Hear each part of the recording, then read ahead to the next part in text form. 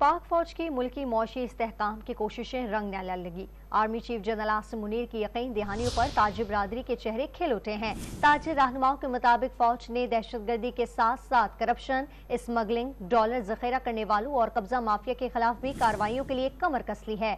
Army chief ने कारोबारी तबके को सऊदी अरब, मुत्तहदा अरब अमारात, कतर और कुवैत से $100 अरब की सरमायाकारी की नवीद सुना दी। ताजिर रहनुमाओं ने फौज के इकदामात को मुल्की मईशत के लिए खुशाइन करार दिया।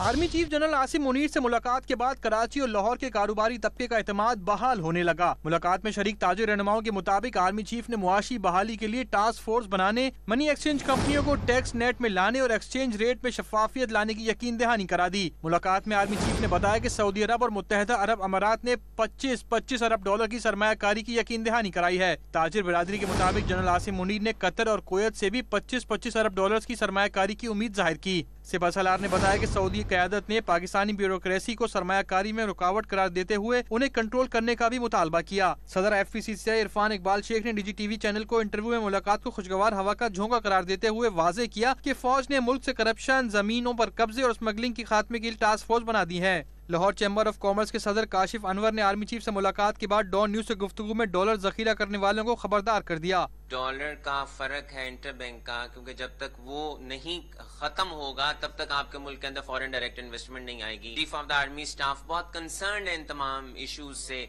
और मैं समझता हूँ कि इस वक्त हमें अपना किबला दुरुस्त कर लेना चाहिए। स्टॉक ब्रोकर जफर मोती ने गुज़िश्ता रोज मईशत के हवाले से नजर आने वाली मजबूत पेशरफ्त को आर्मी चीफ की ताजिरों से मुलाकात का नतीजा करार दे दिया।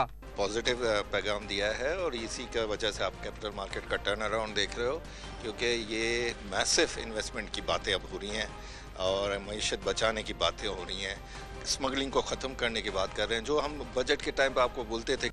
ताजिर रहनुमाओं के मुताबिक आर्मी चीफ ने कोर कमांडर को हिदायत दी है कि कराची में 1 लीटर भी ईरानी पेट्रोल नहीं आना चाहिए। इस मौके पर DG रेंजर्स को भी दहशत गर्दों के खिलाफ भरपूर कार्रवाइयों की हिदायत दी गई। जनरल आसिम मुनीर ने आम इंतखाबात से मुतालिक हर किस्म के तासुरात मुस्तरद करते हुए वाज़ेह किया कि इलेक्शन के खिलाफ हरगिज नहीं, जब होंगे हर मुमकिन ताउन करेंगे।